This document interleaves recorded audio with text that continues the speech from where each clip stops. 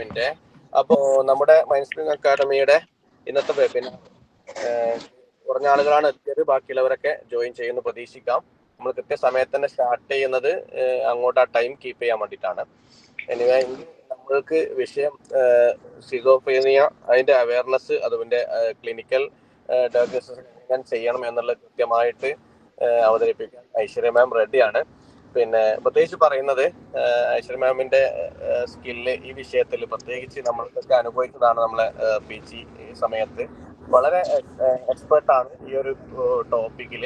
മാത്രമല്ല biology based ആയിട്ട് degree കഴിഞ്ഞത് കൊണ്ട് പ്രത്യേകിച്ച് ഇപ്പോഴത്തെ കാലത്ത് നമ്മളൊക്കെ മനസ്സിലാക്കേണ്ട ഒരു ടോപ്പിക്കും കൂടിയാണ്. കാരണം ഈ ലഹരിയും കാര്യങ്ങളൊക്കെ കൂടുന്ന സമയത്ത് ഇനിയുള്ള കാലം നമുക്ക് പറഞ്ഞ എങ്ങനെയാണ് ഇതിന്റെ അവസ്ഥ എന്നുള്ളത്. അപ്പൊ ഈ ഒരു അസുഖത്തിന്റെ ലക്ഷണങ്ങൾ എന്താണ്, അതിന്റെ കാരണങ്ങൾ, അത് ഉള്ള ആളുകളെ എങ്ങനെ തിരിച്ചറിയാം, കാര്യങ്ങളൊക്കെ നമ്മൾ മനസ്സിലാക്കി വെക്കേണ്ടതാണ്. ഓരോ അസുഖങ്ങളും അങ്ങനെ തന്നെയാണെങ്കിലും ഈ ഒരു ടൈപ്പിൽ അതിന്റെ ഒരു നല്ലൊരു അവതരണം തന്നെ ഐശ്വര്യ മാമിൽ നമ്മൾ പ്രതീക്ഷിക്കുകയാണ്. അതെന്തായാലും ഉണ്ടാവുമെന്ന് നമുക്ക് വിശ്വാസമുള്ളത് കൊണ്ട് തന്നെയാണ് ഐശ്വര്യ മാമിനെ വിഷയം ഏൽപ്പിച്ചത്. നിങ്ങളും അവസാനം വരെ അതിന്റെ ശ്രദ്ധിച്ച് കേൾക്കുക. അതോടൊപ്പം ഇതിലെ കമന്റ്സും കാര്യങ്ങളൊക്കെ നമ്മുടെ മെയിൻ ഗ്രൂപ്പിലും അതുപോലെ ഇതിലും ഓപ്പൺ അവസരം ഉണ്ടാവും. അവസാനം ആ സമയത്ത് ക്വസ്റ്റ്യൻ ആൻസറിലൂടെ നിങ്ങൾ സപ്പോർട്ട് ചെയ്യുക. അതുപോലെ ഇന്ററാക്റ്റീവ് ആയിട്ടുള്ള സെഷൻ ആക്കാൻ വേണ്ടി ശ്രമിക്കുക. എല്ലാവർക്കും ഈ ഗ്രൂപ്പിൽ നമ്മുടെ ഒരു ക്ഷണം സ്വീകരിച്ച് ഇവിടെ ഈ ഒരു വെബിനാറിൽ എത്തിയിട്ടുള്ള ഐശ്വര്യ മാം, അതോടൊപ്പം ഇതിൽ ശ്രോതാക്കളായിട്ട് വന്നിട്ടുള്ള എല്ലാവർക്കും ഇതിലേക്ക് ആദ്യമായിട്ട് സ്വാഗതം ചെയ്യാണ്. നമ്മുടെ സെഷൻ ആരംഭിക്കുകയാണ്. ഐശ്വര്യ മാം, വെൽക്കം. Thank you sir. നമ്മൾ കുറേ നാളായി ഇപ്പൊ ഒരുമിച്ച് വർക്ക് ചെയ്തിട്ട് എനിക്കും ഇങ്ങനെ എടുക്കാനൊക്കെ ഇഷ്ടമാണ്. പക്ഷെ എന്താ ഇപ്പം വർക്ക് കുറച്ച് തിരക്കായതുകൊണ്ട് അതിന്റെ ഒരു പ്രശ്നം കൊണ്ട് കുറെ കാര്യങ്ങളൊക്കെ നമ്മൾ പ്ലാൻ ചെയ്താലും നടക്കാണ്ട് പോയി. പിന്നെ എല്ലാം കൂടെ ഒത്തിട്ട് ഈ ഒരു സമയത്താണ് വന്നത്. ഓക്കെ, അപ്പം നമുക്ക് നേരെ ടോപ്പിക്കിലേക്ക് സ്റ്റാർട്ട് ചെയ്യാം. ഞാനിനി വേറൊരു ഇൻട്രൊഡക്ഷൻ ഒന്നും നിൽക്കണില്ല. ഒരു 40 minutes to 1 hour ഉള്ളൊരു സെഷൻ ആണ് ഞാൻ പ്ലാൻ ചെയ്തിരിക്കുന്നത്. അപ്പം ഈ ഒരു സെഷനിൽ ഇപ്പം ഓഡിയൻസ് നോക്കുകയാണെങ്കിൽ സൈക്കോളജി ബാക്ക്ഗ്രൗണ്ട് ഉള്ളവരും ഉണ്ടാവും, അതല്ല നോർമൽ ഓഡിയൻസും ഉണ്ടായിരിക്കും, നോർമൽ പീപ്പിൾസും ഉണ്ടായിരിക്കും. അപ്പൊ അവർക്കൊരു അവയർനെസ് ക്രിയേറ്റ് ചെയ്യാൻ വേണ്ടിയിട്ടാണ് നമ്മൾ ഈ സെഷൻ പ്ലാൻ ചെയ്തത്. So from the basic start ചെയ്യാം. നമ്മൾ സൈക്കോളജിയിൽ യൂസ് ചെയ്യുന്ന ടേംസ് ഒന്നും അത്ര ഫെമിലിയർ ആയിക്കൊള്ളുന്നില്ല.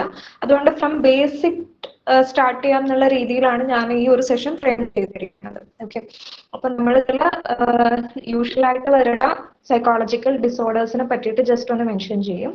അത് കഴിഞ്ഞിട്ട് സ്കീസോഫ്രീനിയനെ പറ്റിയിട്ട്, പിന്നെ ഇത് ഉണ്ടാവാനുള്ള കാരണങ്ങൾ എങ്ങനെയൊക്കെയാണ്, അതിന്റെ മെയിൻ ആയിട്ടുള്ള റീസൺ, നമ്മൾക്ക് എങ്ങനെയൊക്കെ ശ്രദ്ധിക്കാൻ വേണ്ടി പറ്റും, ഏതൊരു എക്സ്റ്റെൻഡ് വരെ നമ്മൾ ശ്രദ്ധിച്ചു കഴിഞ്ഞാൽ ഇത് പോസിറ്റീവ് ചെയ്യാൻ പറ്റും, ഇങ്ങനെയുള്ള കാര്യങ്ങളൊക്കെയാണ് ഈ ഒരു സെഷനിൽ ഇൻക്ലൂഡ് ചെയ്യിപ്പിച്ചിരിക്കുന്നത്.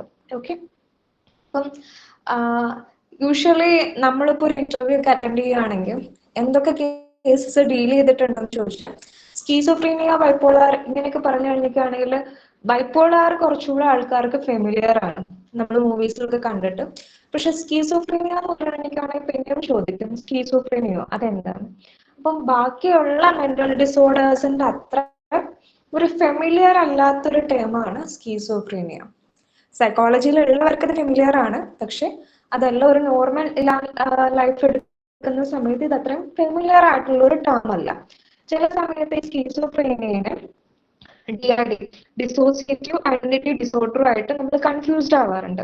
കാരണം സ്കീസോഫ്രീനിയ ജനറേറ്റ് ചെയ്തത് ഒരു ഗ്രീക്ക് ആ ഒരു തലത്തിൽ നിന്നാണ് ജനറേറ്റ് ചെയ്തതിന്റെ വേർഡിന് മീനിങ് നോക്കുന്ന സമയത്ത് സ്പ്ലിറ്റ് മൈൻഡ് എന്ന് പറഞ്ഞത്. അപ്പം സംടൈം ഇതിനൊരു ഡിസോസിയേറ്റീവ് ഡിസോർഡർ ഒക്കെ ആയിട്ട് നമ്മൾ കൺഫ്യൂസ്ഡ് ആവാറുണ്ട്. അപ്പൊ ഡിസോസിയേറ്റീവ് ഡിസോർഡറിന് ഒരു എക്സാമ്പിൾ പറയുകയാണെങ്കിൽ നമുക്ക് മണിച്ചിത്രത്താഴിലെ ശോഭനയുടെ ആ ഒരു സിറ്റുവേഷൻ, അല്ലെങ്കിൽ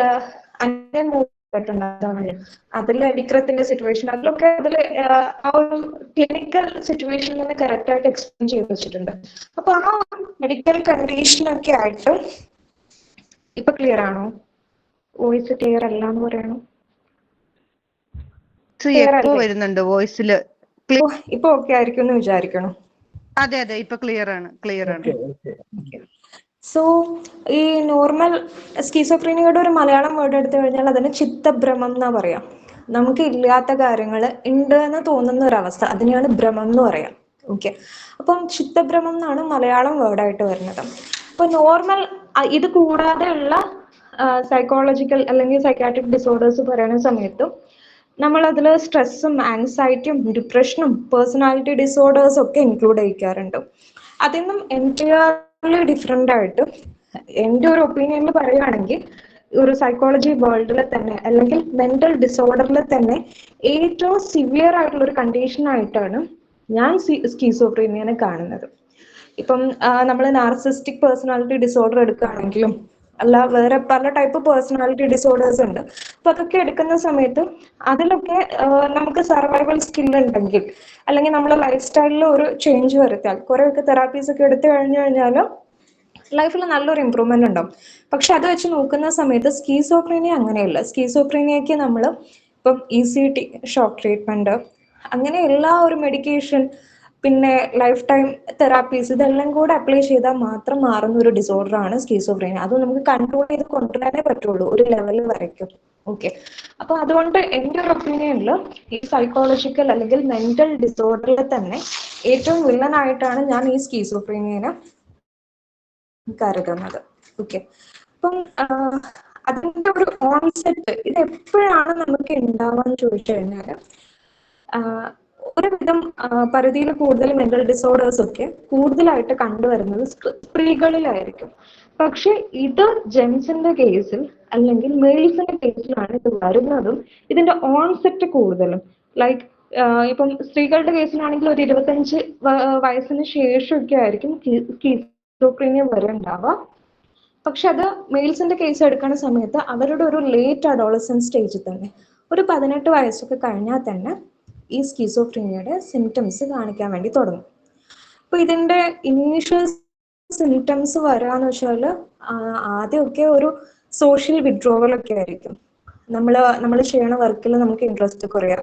മുന്നേ ഫ്രണ്ട്സ് ഒക്കെ ഉണ്ടായിരുന്ന ആൾക്കാരായിരിക്കും, പക്ഷെ പിന്നെ ഗ്രാജുവൽ ആയിട്ട് ഫ്രണ്ട്സിന്റെ അടുത്തൊന്നും പോവാണ്ടാവുക, ഒരു റൂമിൽ അടച്ചിട്ട് ഒറ്റയ്ക്ക് ഇരിക്കാം, നമ്മുടെ സ്വന്തം ഹെൽത്തിലോ അല്ലെങ്കിൽ ഹൈജീനിലോ ഒന്നും ഒരു ശ്രദ്ധ ഉണ്ടാവില്ല. അപ്പം ഞാൻ വേണമെങ്കിൽ ഇതിന് മുന്നേ ഒരു അറ്റൻഡ് ചെയ്തിട്ടുള്ള ഒരു കേസിൽ ഒരു എക്സാമ്പിൾ പറയാം. ഒരു ക്ലയന്റ് വന്നിട്ടുണ്ടായിരുന്നു. അപ്പൊ ആ ക്ലയന്റിന്റെ ഹൈജീനിക് കണ്ടീഷൻ എങ്ങനെയാണെന്ന് വെച്ചാൽ ഈ സ്കീസോഫ്രീനിയയുടെ സിറ്റുവേഷൻസ് ഹൈ ആയിട്ട് ഇവരുടെ ശരീരത്തിൽ ഇവർ കണ്ടിന്യൂസ് ആയിട്ട് ദിവസങ്ങളോളം കുളിക്കാതിരുന്നിട്ട് ചളി പിടിച്ചിട്ട് അത് പൊടി പോലെ അടർന്നു പോകുന്ന ഒരു സിറ്റുവേഷനിലേക്ക് എത്തിയിട്ടുണ്ടായിരുന്നു. അത്രയും സിവിയർ ആയിട്ടുള്ള ഒരു കണ്ടീഷനിലേക്ക് നമ്മളെ കൊണ്ടുവന്നെത്തിക്കും. ഓക്കെ, അപ്പൊ അത് സ്റ്റാർട്ട് ചെയ്യുക നല്ല സോഷ്യൽ വിഡ്രോവൽ ആയിട്ടും അല്ലെങ്കിൽ നമ്മുടെ ഡെയിലി ഫങ്ഷൻസ് കുറേ ആയിട്ടും പിന്നെ നമ്മുടെ റെസ്പോൺസിബിലിറ്റി കുറയല്ല, അങ്ങനെയുള്ള കാര്യങ്ങൾ, അല്ലെങ്കിൽ നമുക്കൊരു അവോയ്ഡ് ചെയ്യാനുള്ള എല്ലാ കാര്യങ്ങളും അവോയ്ഡ് ചെയ്യാനുള്ള ഒരു ടെൻഡൻസി കൂടാം. അങ്ങനെയൊക്കെയാണ് ഇതിന്റെ ഒരു ഇനീഷ്യൽ സ്റ്റേറ്റിൽ ഉണ്ടാവുക. പിന്നെ ഒരു ഇപ്പം നമുക്കൊരു സന്തോഷം ഉണ്ടാവുന്ന കാര്യം കിട്ടിക്കഴിഞ്ഞാൽ നമ്മൾ സന്തോഷിക്കാതിരിക്കാം, എക്സ്ട്രീം സാഡ് ആക്കുന്ന കാര്യം കിട്ടിക്കഴിഞ്ഞാലും ആ ഒരു ഇമോഷൻ കൂടെ എക്സ്പ്രസ് ചെയ്യാണ്ടിരിക്കാം. അങ്ങനത്തെ ഒരു ഇമോഷണൽ ഫ്ലാറ്റനിങ് സിറ്റുവേഷൻ ഒക്കെയാണ് ആദ്യം സ്റ്റാർട്ട് ചെയ്തുകൊണ്ടിരിക്കുക. പിന്നെ ഇത് സിവിയർ ആവുന്നതിനനുസരിച്ച് നമ്മുടെ ഈ ഹൈജീൻ കംപ്ലീറ്റ് ആയിട്ട് കുറയും, നമ്മളെ കോൺസെൻട്രേഷൻ കംപ്ലീറ്റ് ആയിട്ട് കുറയും, നമ്മളെ മോട്ടിവേഷൻ കംപ്ലീറ്റ് ആയിട്ട് കുറയും.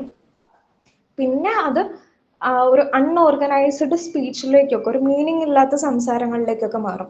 നമ്മളപ്പോൾ അവരുടെ അടുത്ത് എന്തെങ്കിലും ക്വസ്റ്റ്യൻസ് ചോദിച്ചു കഴിഞ്ഞാൽ എന്തെങ്കിലും കാര്യം നോർമൽ ലൈഫിൽ സംഭവിക്കുന്ന കാര്യമായിരിക്കും, അത് ചോദിച്ചാൽ പോലും നമുക്ക് പ്രോപ്പർ ആയിട്ട് ഒരു റിപ്ലൈ കിട്ടുന്നുണ്ടാവില്ല. അപ്പൊ ഞാൻ ചോദിക്കുക എപ്പോഴാണ് അയാൾ വന്നത്, അങ്ങനെ ചോദിച്ചു കഴിഞ്ഞാൽ അവരതിന് ആ ഒരു സിറ്റുവേഷനിൽ മാച്ച് ചെയ്യാത്ത തരത്തിലുള്ള റിപ്ലൈ ആയിരിക്കും തരുന്നുണ്ടാവുക. കംപ്ലീറ്റ്ലി അവർക്ക് അറിയില്ല എന്താണ് സംഭവിച്ചുകൊണ്ടിരിക്കണേന്ന്. ഇങ്ങനെയാണ് ഇതിന്റെ ഒരു ഇനീഷ്യൽ സ്റ്റേറ്റിൽ ഉണ്ടാവുക. അത് കൂടി കഴിഞ്ഞാൽ പിന്നെന്താവും, ഹാലൂസിനേഷൻ കണ്ടീഷനും ഡെലൂഷണൽ കണ്ടീഷനും ഇങ്ങനെയുള്ള ഒരു സിറ്റുവേഷനിലേക്ക് മാറും. ഈ ഹാലൂസിനേഷൻ ഡെലൂഷൻ എന്നൊക്കെ പറഞ്ഞു കഴിഞ്ഞാൽ അത് സൈക്കോസിസിന്റെ അവസ്ഥാന്തരങ്ങളാണ്. അപ്പൊ അതിൽ തന്നെ പലതരത്തിലുള്ള ഹാലൂസിനേഷൻ ഉണ്ട്. അപ്പം സൈക്കോളജിയിൽ ICD എന്ന് പറഞ്ഞിട്ടുള്ള ഒരു റെഫറൻസ് ബുക്ക് ഉണ്ട്. അപ്പൊ ICD-11 പ്രകാരം പറയണത് എന്താണെന്ന് വെച്ച് കഴിഞ്ഞാൽ A മുതൽ I വരെയുള്ള ഒരു ക്രൈറ്റീരിയാസ് തന്നിട്ടുണ്ട് അവര്.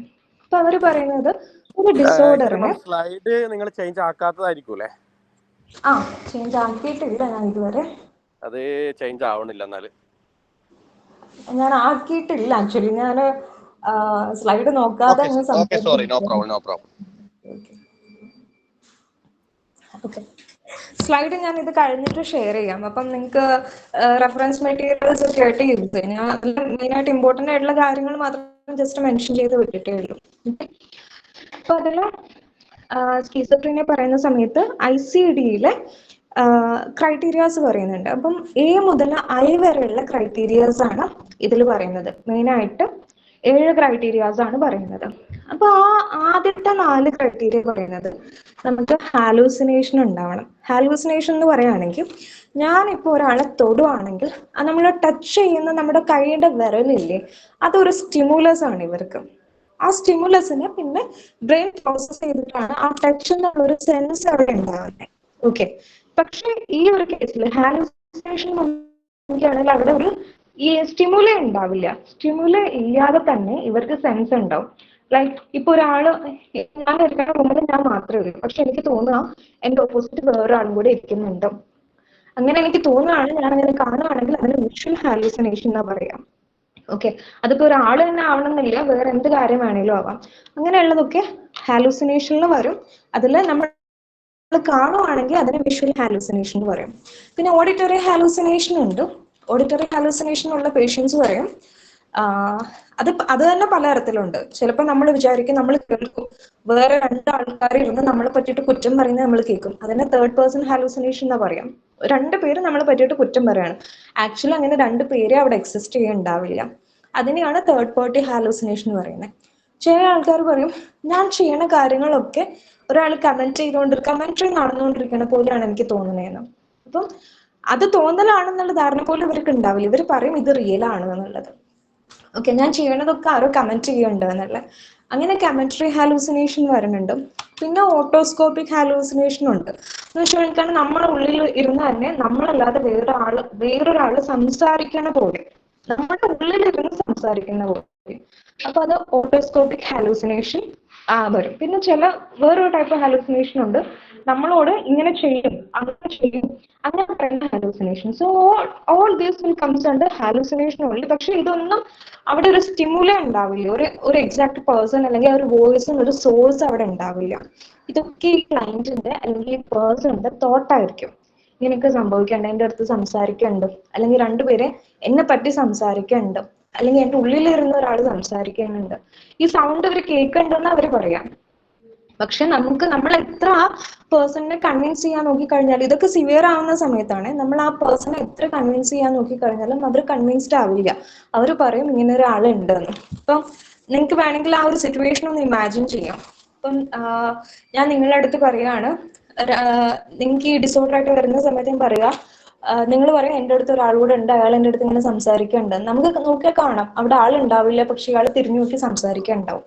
അല്ലെങ്കിൽ ഉപദ്രവിക്കുന്ന സൗണ്ട്സ് ഉണ്ടെന്ന് പറയൂ ഇവര്. ഓക്കെ, അപ്പൊ അതൊക്കെ ഈ ഹാലൂസിനേഷനിലാണ് വരിക. അതിൽ ഓഡിറ്ററി എന്ന് പറയുമ്പോൾ സൗണ്ട് വഴിയായിരിക്കും. വിഷ്വൽ ഹാലൂസിനേഷൻ എന്ന് പറയുമ്പോൾ നമുക്ക് കാണും. ഇവർ പേഷ്യൻസ് പറയും ഞാൻ വേറൊരാളെ കാണുന്നുണ്ട്, അങ്ങനെ പറയും. പിന്നെ taste related hallucination, tactile hallucination ഉണ്ടാവും. അതുപോലെ തന്നെ ഓൾഫാക്ടറി ഹാലൂസിനേഷൻ. ഓൾഫാക്ടറി ഹാലൂസിനേഷൻ എന്ന് പറഞ്ഞിട്ടാണെങ്കിൽ അതൊക്കെ സിറ്റുവേഷൻ ബോണ്ടഡ് ആട്ടോ. ഇപ്പൊ കണ്ടിന്യൂസ്ലി പൂജയൊക്കെ ചെയ്യുന്ന ഒരാൾക്കാണ് ഈ ഒരു ഡിസോർഡർ വരിക വെച്ചാൽ അവർ സ്മെല് ചെയ്യണത് ചിലപ്പം ചന്ദനത്തിരിയുടെ സ്മെല്ലായിരിക്കും. പക്ഷെ ആ സിറ്റുവേഷൻ അങ്ങനെ അല്ലെങ്കിൽ ഒരു അഗർഭക്തി അവിടെ ഉണ്ടാവില്ല. പക്ഷെ ആ ഒരു സ്മെല്ലായിരിക്കും ചിലപ്പോൾ ഇവർക്ക് വരുന്നുണ്ടാവാം. അപ്പം ഓൾഫാക്ടറി ഹാലൂസിനേഷൻ അതൊക്കെ സിറ്റുവേഷൻ ബൗണ്ടഡ് ആണ്. ആ ഒരു സ്റ്റിമുലി അവിടെ ഉണ്ടാവില്ല, പക്ഷെ ഇവർക്ക് അത് സെൻസ് ചെയ്യാൻ പറ്റും. ഓക്കെ, നമ്മൾ ഇവരെ പറഞ്ഞ് കൺവിൻസ് ചെയ്യാൻ നോക്കിക്കഴിഞ്ഞാലും ഇവർ കൺവിൻസ്ഡ് ആവുകയില്ല. അങ്ങനെയുള്ളതൊക്കെയാണ് ഇപ്പൊ ടാക്ടൈൽ, വിഷ്വൽ, ഓഡിറ്ററി 3 എണ്ണം നമ്മൾ പറഞ്ഞു. പിന്നെ ഒരു ഹാലൂസിനേഷൻ കൂടെ ഉണ്ട്, ഗസ്ട്രേറ്ററി. നമുക്ക് ടച്ച് വരെ ഹാലൂസിനേഷൻ ആയിട്ട് തോന്നും. അപ്പൊ നമ്മുടെ ശരീരത്തിലൂടെ അതിപ്പോ ഒരാളുടെ ടച്ച് ആവണമെന്നില്ല, നമ്മുടെ ശരീരത്തിൽ വേറെ ഒരു പാമ്പ് എഴുതുന്ന പോലെ ആ ഒരു ഫീല് വരെയാണ്. അല്ലെങ്കിൽ ഒരു ശരീരത്തിന്റെ ഒരു ഭാഗം പൊള്ളിയ പോലെ ഒരു വേദനയൊക്കെ അവർ കാണിക്കും.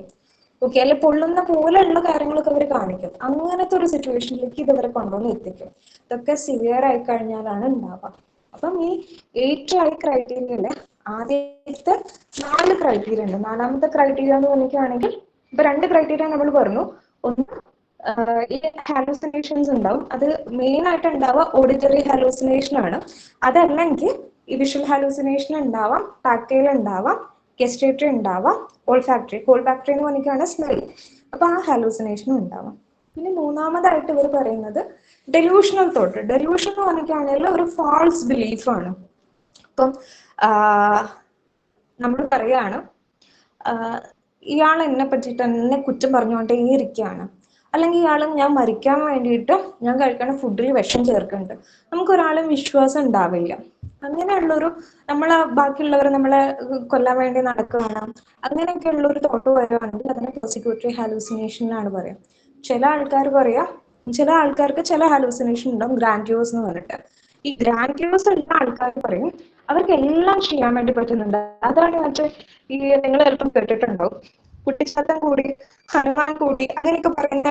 അത് ഞാനൊരു കമ്മ്യൂണിറ്റീനെ ബേസ് ചെയ്ത് പറയല്ല, ഇങ്ങനത്തെ സിറ്റുവേഷൻ ചിലപ്പോൾ നിങ്ങൾ കേട്ടിട്ടുണ്ടാവും നമ്മുടെ നാട്ടിൻപുറത്തൊക്കെ.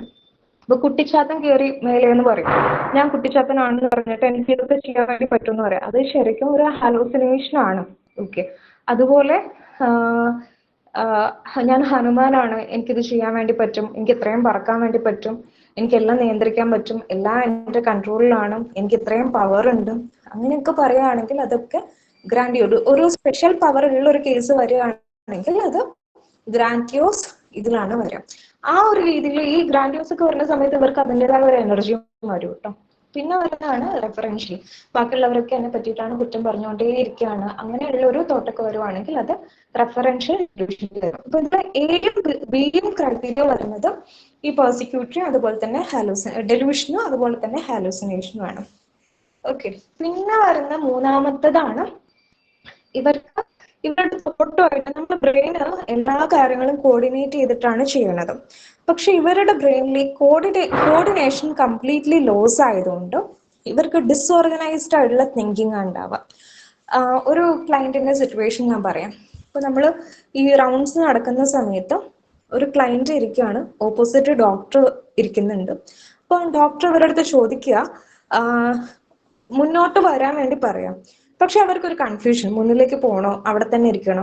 എന്നിട്ട് അവർ എണീക്കാൻ നോക്കും, പിന്നെയും ചെയറിലിരിക്കും, എണീക്കാൻ നോക്കും, പിന്നെയും ചെയറിലിരിക്കും. ഇങ്ങനെ ഒരു റിപ്പീറ്റേറ്റീവ് ബിഹേവിയർ ഇവർ കാണിക്കുക. അതായത് ഇവർക്ക് അറിയില്ല എന്താ ചെയ്യേണ്ടതെന്ന്.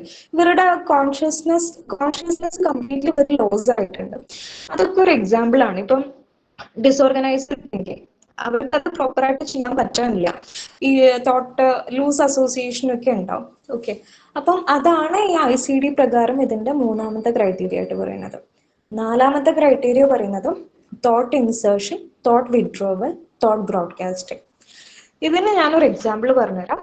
തോട്ട് ബ്രോഡ്കാസ്റ്റിംഗ് എന്ന് പറഞ്ഞാൽ എന്താ, ഒരു ന്യൂസ് ഇങ്ങനെ പബ്ലിക്കായിട്ട് വിളിച്ചു പറയുന്നതിനല്ലേ.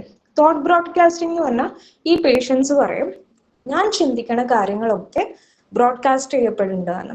ഞാൻ ചിന്തിക്കുന്ന കാര്യങ്ങളൊക്കെ എല്ലാവരും കേൾക്കുന്നുണ്ട്, അല്ലെങ്കിൽ എല്ലാവരും അറിയുന്നുണ്ട്. ആളുടെ ഒരു പ്രൈവസി അവിടെ കംപ്ലീറ്റ് ആയിട്ട് നഷ്ടപ്പെടുക ചെയ്യണത്. നമ്മൾ അവരുടെ അടുത്ത് പറഞ്ഞ് കൺവിൻസ് ചെയ്യാൻ നോക്കിയിട്ടൊന്നും കാര്യമില്ല, അവരത് വിശ്വസിക്കൂല, അവരുടെ മെന്റൽ സ്റ്റേറ്റ് അതിനെ സപ്പോർട്ട് ചെയ്യില്ല. ഫോർ എക്സാമ്പിൾ, ഒരു ക്ലയന്റ് വന്നിട്ടുണ്ടായിരുന്നു. അപ്പൊ ഈ ക്ലയന്റിന് അവർക്ക് സീഷർ കൂടിയിട്ട് ഇവരുടെ അമിഗ്ഡാലയുടെ ഒരു പോർഷനും അതുപോലെ തന്നെ ഹിപ്പോ ക്യാമ്പസിന്റെ ഒരു പോർഷനും റിമൂവ് ചെയ്തു.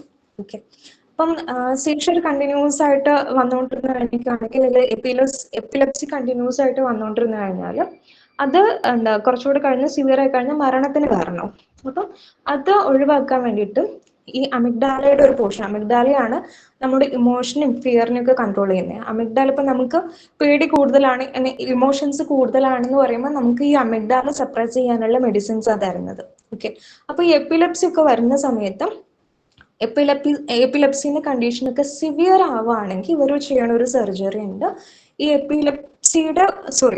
അമിഗ്ഡാലയുടെ ഒരു പോർഷനും അതുപോലെ തന്നെ ഹിപ്പോ ക്യാമ്പസിന്റെ ഒരു ചെറിയ പോർഷനും, അത് ടെമ്പോറൽ ലോബുമായിട്ട് റിലേറ്റഡ് ആയിട്ടുള്ള പോർഷനും റിമൂവ് ചെയ്തു.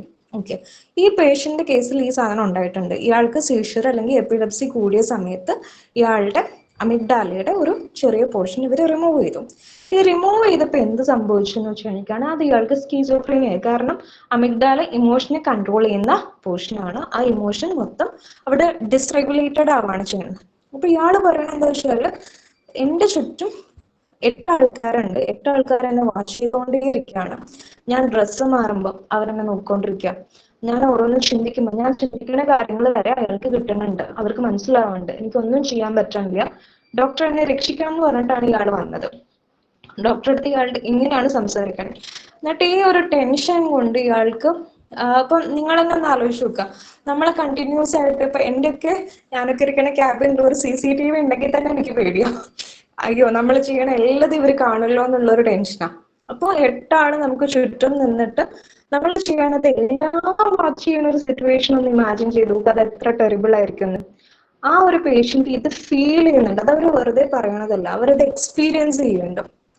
എന്നിട്ട് ഇയാൾക്ക് ഈ പേടിയുണ്ട്, ഇയാൾക്ക് കണ്ണ് അടയ്ക്കാൻ വേണ്ടി പറ്റണില്ല. ഈ കണ്ണെല്ലാം തുറന്നു വെച്ചിട്ട് കണ്ണിങ്ങനെ തള്ളി തുറന്നു വെച്ചിട്ട് അങ്ങനത്തെ ഒരു സിറ്റുവേഷനിൽ കണ്ണിന്റെ ഈ ബോൾ മീൻസ് ഐബോൾ നമുക്ക് പുറത്തേക്ക് തള്ളി തുറച്ചു വെക്കുന്ന പോലെ കാണാം. കണ്ണ് ഇയാൾ അടയ്ക്കുന്ന പോലും ബ്ലിങ്ക് ചെയ്യുന്ന പോലും ഇല്ല. അത്രയും സിവിയർ ആയിട്ട് ആ കേസസിലൊന്നും പിന്നെ നമുക്ക് തെറാപ്പി അല്ലെങ്കിൽ മെഡിക്കേഷൻസ് കൊണ്ടൊന്നും മാത്രം നിർത്താൻ വേണ്ടി പറ്റില്ല. ആ കേസസിലൊക്കെ നമ്മൾ എന്താ ചെയ്യാന്ന് കഴിഞ്ഞിട്ടാണെങ്കിൽ ECT ട്രീറ്റ്മെന്റ് കൊടുക്കും ആദ്യം. അത് കഴിഞ്ഞിട്ട് ഇവർക്ക് മെഡിക്കേഷൻസ് ഒക്കെ സപ്പോർട്ട് ചെയ്ത് കൊടുത്ത് ഒരു നോർമൽ സ്റ്റേജിലേക്ക് എത്തുമ്പോഴേക്ക് തെറാപ്പി അല്ലെങ്കിൽ സൈക്കോളജിക്കലായിട്ട് നമുക്ക് എന്തെങ്കിലുമൊക്കെ ചെയ്യാൻ വേണ്ടി പറ്റുള്ളൂ. ഓക്കെ, അപ്പൊ അങ്ങനത്തെ ഒരു സിറ്റുവേഷനിലേക്ക് അല്ലെങ്കിൽ ഒരു ഡിസ്ഓർഗനൈസ്ഡ് ഇതിലേക്ക് ഇവർ എത്തും. ഇതാണ് 4ാമത്തെ ക്രൈറ്റീരിയ ആയിട്ട് പറയുന്നത്. തോട്ട് ബ്രോഡ്കാസ്റ്റിംഗ് വരാം, അല്ലെങ്കിൽ തോട്ട് വിഡ്രോവൽ, അല്ലെങ്കിൽ തോട്ട് ഇൻസേർഷൻ. തോട്ട് ഇൻസേർഷൻ എന്ന് പറഞ്ഞിരിക്കുകയാണെങ്കിൽ നമ്മളെ തോട്ടിന് പകരം വേറെ ആരോ ഒരാളുടെ തോട്ട് അവിടെ കൊണ്ടുവന്ന് ഞാൻ ചിന്തിക്കണതൊന്നും എൻ്റെതല്ല, അല്ലെങ്കിൽ അങ്ങനെ ഉള്ളൊരു വേറെ ആരുടെയോ തോട്ടാണ് എൻ്റെ ബ്രെയിനിൽ ഇൻസേർട്ട് ചെയ്ത് വെച്ചിരിക്കുന്നത്. അങ്ങനെ ഒരു തോട്ട് വരുവാണെങ്കിൽ അതിനെയാണ് തോട്ട് ഇൻസേർഷൻ എന്ന് പറയാം. ഓക്കെ, അപ്പൊ ഈ 4 എണ്ണത്തിൽ ഏതെങ്കിലും 2 എണ്ണം ഉണ്ടെങ്കിൽ അതും മിനിമം 1 മാസം വേണം. ഒരു 2 months നമുക്കിത് കൺഫേം ചെയ്യാൻ വേണ്ടിയിട്ട് 2 months വേണം. പിന്നെ ഇതിന് വേറെ ടെസ്റ്റ് ഒക്കെ ഉണ്ട്, MSc ഒക്കെ എടുക്കണം. അതിനൊക്കെ ശേഷം നമുക്ക് കൺഫേം ചെയ്യാൻ വേണ്ടി പറ്റുള്ളൂ. ഈ 7 ക്രൈറ്റീരിയയിൽ ഈ 4 എണ്ണത്തിൽ ഫസ്റ്റ് പറഞ്ഞ 4 എണ്ണം ഏതെങ്കിലും ഒരു ഹാലൂസിനേഷൻ, അത് മെയിനായിട്ട് വരുന്നുണ്ടാവുക ഓഡിറ്ററി ഹാലൂസിനേഷൻ ആയിരിക്കും. പിന്നെ ഏതെങ്കിലും മെയിനായിട്ട് വരുന്നുണ്ടാവുക പെർസിക്യൂട്ടറി ഡെലൂഷൻ ആയിരിക്കും, അതല്ലെങ്കിൽ ഗ്രാൻഡിയോസ് അല്ലെങ്കിൽ റെഫറൻഷ്യൽ ഡെലൂഷൻ. ഈ ഡെലൂഷനിൽ ഏതെങ്കിലും ഈ 3 എണ്ണത്തിൽ ഏതെങ്കിലും ഒന്ന് വരും മെയിനായിട്ട്. പിന്നെ ഡിസോർഗനൈസ്ഡ് തിങ്കിങ് വരും. പിന്നെ thought insertion, thought withdrawal or broadcasting. ഇതിൽ ഏതെങ്കിലും ഒന്ന് വന്നാൽ നമുക്കത് എന്താന്ന് പറയാം, സ്കീസോഫ്രീനിയ എന്ന് പറയാം. പക്ഷെ അതും ഈ കോമോർബിഡിറ്റി ഉണ്ടാവും. അത് നമ്മൾ ശ്രദ്ധിക്കണം. നമ്മളൊരു ഡിസോർഡർ ഡയഗ്നോസ് ചെയ്യുന്ന സമയത്ത് നമ്മളത് ശ്രദ്ധിക്കണം. പിന്നെ ഇത് കൂടാതെ ഇവർക്ക് വരണ, ഇത് സിവിയർ ആയിട്ട് പോണ സമയത്ത് ഇവർക്ക് വരുന്ന സിംറ്റംസ് എന്തൊക്കെയാന്ന് വെച്ച് കഴിഞ്ഞിട്ടാണെങ്കിൽ ഈ വാക്സിൻ ഫ്ലെക്സിബിലിറ്റി എന്ന് പറഞ്ഞിട്ടുള്ളൊരു സംഭവം ഉണ്ട്. ഇപ്പം ഒരു കുരങ്ങൻ ഒരു മരത്തിന്റെ മുകളിൽ ഇരിക്കണതായിട്ട് സങ്കല്പിക്കാം. ഓക്കെ, ഒരു ബോൾ കയ്യിൽ പിടിച്ചിട്ടിരിക്കുന്നുണ്ട്, അത് എറിയാൻ വേണ്ടിയിട്ട് നിൽക്കുന്ന ഒരു പോസ്ചർ നിങ്ങൾ സങ്കല്പിക്കാം. ഓക്കെ, ആ ഒരു പോസ്ചറിൽ ഒരാള് ഒറ്റക്കാലിൽ നിൽക്കുകയാണ്. അത് എത്ര ഡിഫിക്കൽട്ട് ആയിരിക്കും ഒരു കാലിൽ അങ്ങനെ നിൽക്കുന്നത്. അങ്ങനെയുള്ള, അത് ഞാനൊരു എക്സാമ്പിളിനായിട്ട് പറഞ്ഞതാണ്. ഇങ്ങനെയുള്ള ഏതെങ്കിലും ഒരു പോസ്ചറിൽ ഇവർ കണ്ടിന്യൂസ് ആയിട്ട് നിൽക്കും. ചില സമയത്ത് ഈ കിടന്നുകൊണ്ട് തന്നെ ആയിരിക്കും, പക്ഷെ ഒരു കാല് ചിലപ്പോൾ ഒരു കാല് മുകളിലേക്ക് വെച്ചിട്ട് ഒരു കാല് വളച്ചു വെച്ചിട്ട് ഇങ്ങനെയൊക്കെ ഒരു ഡിഫിക്കൽട്ട് ആയിട്ടുള്ള ഒരു പോസ്ചർ ആയിരിക്കും. പക്ഷെ ഇവർ കണ്ടിന്യൂസ് ആയിട്ട് മണിക്കൂറുകളോളം ആ ഒരു പോസ്ചറിൽ തന്നെ സ്റ്റക്കായിട്ട് നിൽക്കും. അതിനാണ് വാക്സിൻ ഫ്ലെക്സിബിലിറ്റി എന്ന് പറയാം. പിന്നെ ചില സമയത്ത് ഇവര് സംസാരിക്കുകയില്ല, മ്യൂട്ടീസ ഉണ്ടാവാം. അപ്പൊ ഇങ്ങനെയൊക്കെയുള്ള സിംറ്റംസ് ആണ് ഇതിൽ മെയിൻ ആയിട്ട് പറയുന്നത്. അപ്പൊ ഇതില് ഈ 4-5 സിംറ്റം പറഞ്ഞ മെയിൻ സിംറ്റത്തിൽ ഏതെങ്കിലും ഒന്ന് മെയിൻ ആയിട്ട് വരുവാണെങ്കിൽ നമുക്കിതിനെ ഈ ഒരു സ്കീസോഫ്രീനിയ ആണ് നമുക്ക് ഡയഗ്നോസ് ചെയ്യാൻ പറ്റും ഈ ICD പ്രകാരം. ഓക്കെ, ഇതിൽ തന്നെ പിന്നെയും പല ടൈപ്പ് ഉണ്ട്. ചില സമയത്ത് ഡെലൂഷൻ എന്ന് പറഞ്ഞാൽ എന്താണ് നമ്മൾ പറഞ്ഞിട്ടുണ്ടായിരുന്നത്, ഒരു ഫോൾസ് ഫിക്സഡ് അൺഷേക്കബിൾ ബിലീഫ് ആണ്. അപ്പൊ ഞാൻ പറയാ, എൻ്റെ അമ്മായിമ്മ എന്നെ കൊല്ലാൻ വേണ്ടി നോക്കിക്കൊണ്ടിരിക്കുകയാണ്, ഞാൻ കഴിക്കുന്ന ഫുഡിലൊക്കെ വിഷം ഇട്ട് തരികയാണ്, അങ്ങനെ ഞാൻ പറഞ്ഞുകൊണ്ടേ ഇരിക്കുകയാണ്. ഓക്കെ, അപ്പൊ ആ ഒരു ഡെലിവിഷൻ അവിടെ ഡൊമിനന്റ് ആണെങ്കിൽ പിന്നെ അതിന്റെ കൂടെ ബാക്കി വേറെ ഈ സൈക്കോട്ടിക് ആയിട്ടുള്ള കാര്യങ്ങളും അല്ലെങ്കിൽ ഇതൊക്കെ കാണിക്കുവാണെങ്കിൽ അതിന് പാരനോയിഡ് സ്കീസോഫ്രീനിയയിലാണ് വരിക. ഓക്കെ. അങ്ങനെയുള്ള ഈ പാരനോയിഡ് സ്കീസോഫ്രീനിയയുടെ ഒരു മൈൽഡ് കേസ് വന്നിട്ടുണ്ടായിരുന്നു. അതില് ആ ഒരു സ്ത്രീ പറയണെന്ന് വെച്ചിട്ടുണ്ടെങ്കിൽ ഇവർ കഴിക്കുന്ന ഫുഡില് അല്ലെങ്കിൽ ഇവരുണ്ടാക്കിയ കൃഷിയിലൊക്കെ ആരെ കൊണ്ടുപോയി വിഷമിടുന്നുണ്ട്, ഉപദ്രവിക്കുന്നുണ്ട്, അങ്ങനെയുള്ള ഒരു പാരനോയിഡ് തോട്ടായിരുന്നു ഇവർക്ക് വന്നിട്ടുണ്ടായിരുന്നത്. അതില് ഓഡിറ്ററി ഹാലൂസിനേഷനും ഡോമിനന്റ് ആയിട്ട് വരാം. ഓക്കെ. പിന്നെ ഹെബാഫ്രെനിക് സ്കീസോഫ്രീനിയ ഉണ്ട്. ഈ ഹെബാഫ്രെനിക് സ്കീസോഫ്രീനിയയിൽ ഇവരെ കുറിച്ചിട്ട് ബോധേഡ് ആയിരിക്കില്ല. ഓക്കെ. അതുകൂടാതെ ഇപ്പം ഞാനൊരു 18 വയസ്സിലുള്ള ലൈഫാണ് എന്റെ ഇതിൽ ലീഡ് ചെയ്യണമെന്ന് വെച്ച് കഴിഞ്ഞാൽ അവരെ ഏജിനനുസരിച്ചുള്ള ബിഹേവിയർ ആയിരിക്കില്ല കാണിക്കേണ്ടാവുക. കുറച്ചുകൂടെ ചൈൽഡിഷ് ആയിട്ടുള്ള ബിഹേവിയർ കാണിക്കും. മേ ബി ഇവരുടെ തോട്ട്സ് മൊത്തം ഡിസോർഗനൈസ്ഡ് ആയിരിക്കും. പിന്നെ പ്ലാറ്റ് എഫക്റ്റ് എന്ന് വെച്ച് കഴിഞ്ഞിട്ടാണെങ്കിൽ ഇമോഷൻസ് അങ്ങനെ നന്നായിട്ട് ഷോ ചെയ്യില്ല. അതൊക്കെ വരുവാണെങ്കിൽ അത് ഹെബാഫ്രെനിക് സ്കീസോഫ്രീനിയയിലാണ് വരിക. പിന്നെ വരുന്നതാണ് കാറ്ററ്റോണിക് സ്കീസോഫ്രീനിയ. കാറ്ററ്റോണിക് സ്കീസോഫ്രീനിയ എന്ന് പറഞ്ഞാൽ അതിൽ മെയിനായിട്ട് ഒരു നിമിഷം. ഓക്കെ. കാറ്ററ്റോണിക് സ്കീസോഫ്രീനിയയിൽ മെയിനായിട്ട് വരുന്നത് സൈക്കോമോട്ടർ ആക്ടിവിറ്റിയിലായിരിക്കും ഇവിടെ മെയിനായിട്ട് എഫക്റ്റ് ആവുണ്ടാവുക. ഓക്കെ. അപ്പൊ അതിൽ ഞാൻ പറഞ്ഞ പോലെ മാക്സി ഫ്ലെക്സിബിലിറ്റി ഉണ്ടായിരിക്കും. പിന്നെ സ്റ്റൂപ്പർ എന്ന് പറഞ്ഞാൽ മോഷൻലെസ് ആയിട്ട് നിൽക്കും. മാക്സി ഫ്ലെക്സിബിലിറ്റി എന്ന് പറഞ്ഞാൽ ഒരു ഡിഫിക്കൽട്ട് പോസ്ചർ ആയിരിക്കും, പക്ഷെ കണ്ടിന്യൂസ് ആയിട്ട്. ഇപ്പം നമ്മൾ ഈ കുഞ്ഞു കുട്ടികളൊക്കെ പ്രേതം വരണമെന്ന് കാണിക്കാൻ വേണ്ടിയിട്ട് കൈയിന്റെ വിരലൊക്കെ ഇങ്ങനെ വിടർത്തി പിടിച്ചിട്ട് ഇങ്ങനെ നിൽക്കില്ലേ, ആ ഒരു പോസ്ചറിൽ നിൽക്കും. അതൊക്കെയാണ് റെഫറൻസ് ആയിട്ട് കൊടുത്തിട്ടുണ്ടായിരുന്നത്. ഓക്കെ. അപ്പം പിന്നെ ഇതിൽ മ്യൂട്ടിസം വരും. ചില കേസിൽ ഈ ക്ലയന്റ് അല്ലെങ്കിൽ ഈ പേഷ്യന്റ് സംസാരിക്കുകയില്ല, ഇവരെ നോക്കിക്കൊണ്ട് വെറുതെ ഇങ്ങനെ നോക്കിക്കൊണ്ടിരിക്കും. ഓക്കെ. ഒരു പോയിന്റിലേക്ക് വരെ ഇങ്ങനെ ഒരു പ്രത്യേകിച്ച് റീസൺ ഒന്നും ഇല്ലാണ്ട് ഇവരൊരു പോയിന്റിലേക്ക് മാത്രം ഫോക്കസ് ചെയ്ത് നോക്കിക്കൊണ്ടിരിക്കും. ഇങ്ങനെയൊക്കെ വരുവാണെങ്കിൽ ഈ സിംറ്റംസ് ഒക്കെ കാണിക്കുവാണെങ്കിൽ അതിനെ നമ്മൾ കാറ്ററ്റോണിക് സ്കീസോഫ്രീനിയയിലാണ് ഉൾപ്പെടുത്തുക. പിന്നെ ചില ടൈപ്പ് പേഷ്യൻസിൽ ഈ എല്ലാ സിംറ്റംസിന്റെ ഒരു മിക്സ്ചർ കാണിക്കും. ഓക്കെ. അപ്പൊ അതിൽ വരിക അൺഡിഫറൻഷിയേറ്റഡ് സ്കീസോഫ്രീനിയ എന്ന് പറഞ്ഞിട്ട് 4ാമത്തെ കാറ്റഗറിയാണ്. പിന്നെ 5ാമത്തെ കാറ്റഗറി ഉണ്ട്.